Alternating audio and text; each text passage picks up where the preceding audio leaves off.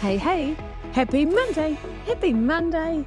Oh my God, I've had the loveliest weekend. I think I had like one of those perfect weekends. I've got lots of lovely weekends. Sorry if you're having shit weekends at the moment, this is going to annoy you, but I had a lovely weekend. I took my parents away. I've just had this sort of realization. My parents aren't getting any younger, and I decided I wanted to spend some time with them. And so I kidnapped them and took them away. I didn't tell them where they were going. And I actually went to New Plymouth, which was lovely, in the Taranaki.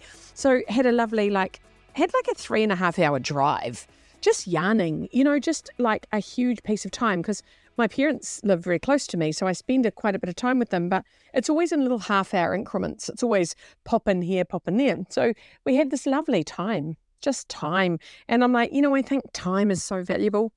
You can get more money, but you can't get more time. And so I'm like, how can I just spend more time with my parents while they're up and about and, doing stuff, and while they're still in an active stage of life where I can do things and take them places. So took them away. We had a night out, which was fun, and we did restaurants and cafes, and we just come across a couple of lovely markets. We came across, there we go, for those of you like good England, we came across a couple of markets. It was lovely. And, we just sort of wandered around and looked at shit. And I love markets. I love that people are really motivated just to make weird animals out of old blankets or just to do something. And they all got up and left the house and were sitting there selling weird shit. And I love that. I think, taking action should be rewarded. So I supported several economies by buying lots of little bits and bobs. That was quite fun. And then I've come back to a very, very big week this week. So I've got a big week of lots of media stuff, really.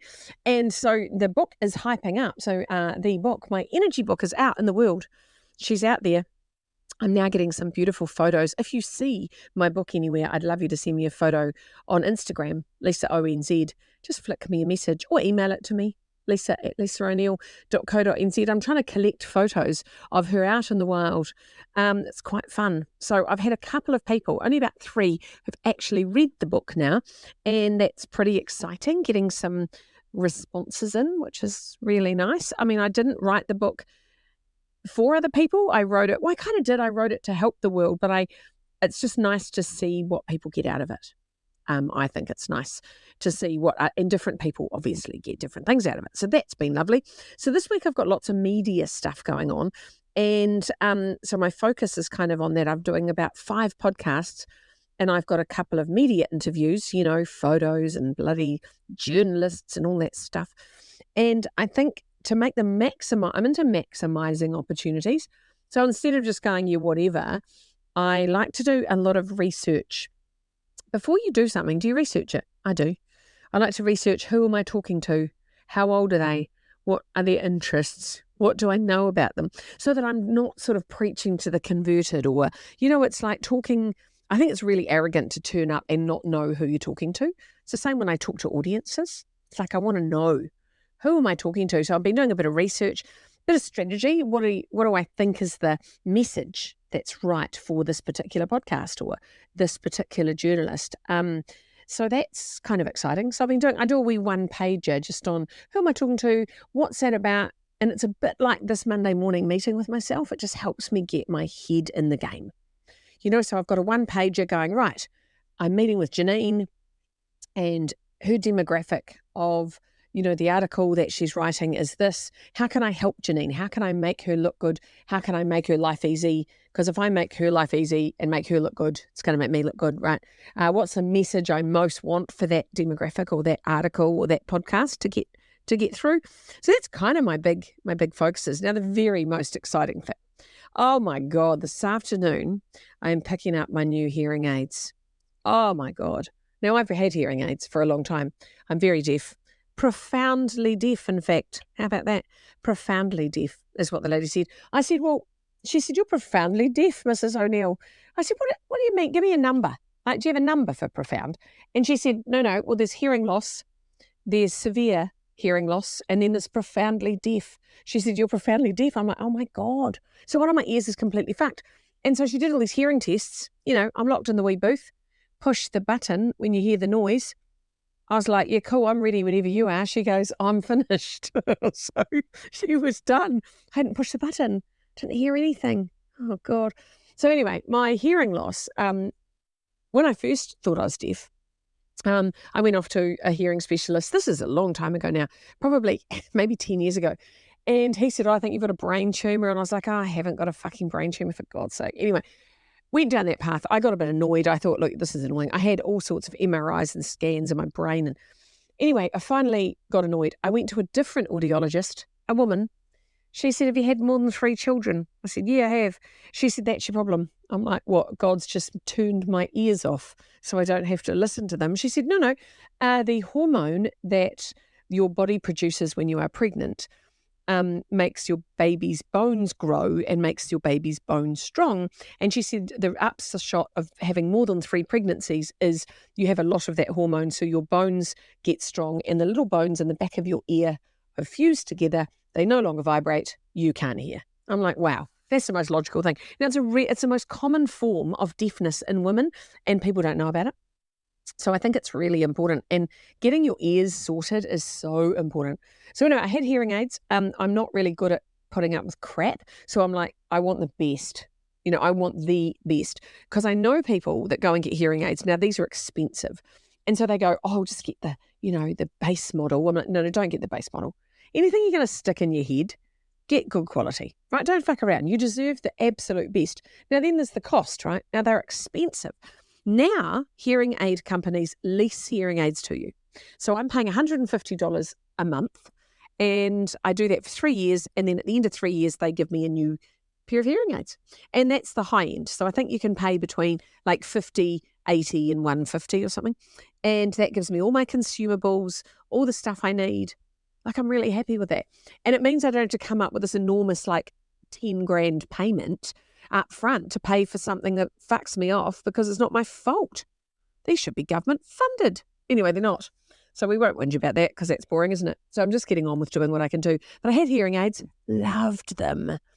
I have all these cool settings. So when I'm at dinner, I can turn the background noise off so I can only hear the people in front of me. When I'm on a plane and I'm feeling a bit nosy, I can turn all the noise off and just listen to the people behind me. How good's that? I can leave my phone in a meeting, go to the bathroom, still hear everything that's happening in the meeting while I'm in the loo. Like, oh my God, I'm like an FBI agent. So I love these hearing aids. I've also got a wind setting for when I'm wandering around in a windy city. Stops all the wind. I've got an outdoor setting. I've got a, large room setting because I'm in a large room a lot, right? Lots of events and shit. So I'm very excited. And I was waiting. I lost one. I lost one of my hearing aids overseas. So I couldn't get a matching one for my other one. And then anyway, blah, blah, blah. So I had to wait and now I'm picking them up. I'm very excited. And so she did a special test. She said, I need to do one more test, Mrs. O'Neill, because you might be too deaf. Hearing aids may not help you. I'm like, how can you be too fucking deaf to have a hearing aid? Like, what is that about? I am too deaf to have a hearing aid. That is terrible, isn't it? Isn't that terrible? Anyway, she's got me a hearing aid. The problem is I've got to have this special thing in my ear, so it's a bit special needs. And my younger son I said, I'm profoundly deaf, darling. And I've got to have this special, it looks like someone's got their hot glue gun and shoved it in my ear and just squirted a big squidgy blob of glue in my ear. So my whole ear is full of glue, which is kind of weird, and I haven't had that before, and I do think that's a bit ugly. But anyway, I'm choosing function over form in this instance because hearing is really important. So my son said, well, wow, Mum, so you're profoundly deaf. I said, yeah. She didn't even think I could have a hearing aid, and he said, do you get a car park? And I'm like, do I get a what? He's like, well, if you're disabled, shouldn't you get a car park? I'm like, no, I don't think hearing loss constitutes me getting a car park. So anyway, he was disappointed about that. But I am profoundly deaf. So there you go. There's no subsidy, nothing to help me, except I do get my new hearing aids tomorrow. So I'm very happy. Isn't that good? So I'll be able to hear. And do you know the great thing? When I first got my hearing aids, the difference in energy. If any of you are thinking, this is not meant to be a hearing aid infomercial, but if any of you are thinking you might be a wee bit deaf, or you're struggling to hear, or you're straining in conversations, go and get your bloody ears tested, because it's the number one cause of dementia. I've mentioned that I talk about this all the time. And because your brain shuts down browsers, right? And it's really important. And it also makes you so tired. So I'm looking forward to having more energy because my brain's not going to be having to, I have to really concentrate in conversations. And I've been doing this for 6 months, waiting on this new hearing aid to come out, and I'm really happy. So there you go. That's my week. Strategy, research, simplify the message, get the hearing aid. Talk on the podcast. Love talking. That won't be hard, will it? What's happening in your week? What's something that you need to go and do, like something you need to go and action, like get a hearing aid or get your eyes tested or, I've been doing all that lately. Oh, I tell you, after 50, the maintenance is unreal, isn't it? It's a lot of work having a carcass. It needs to be able to hear and see and move. Oh, I tell you. So there you go. That's what we need to be doing this week. We need to be getting out there and taking some action. Go and do something. Book yourself in for something. Get yourself something you deserve that's going to make your life better. Something as practical as a hearing aid. If one of you gets a hearing aid, my job is done. I'm very happy. There you go. And if you see a photo of my book anywhere, please send it to me.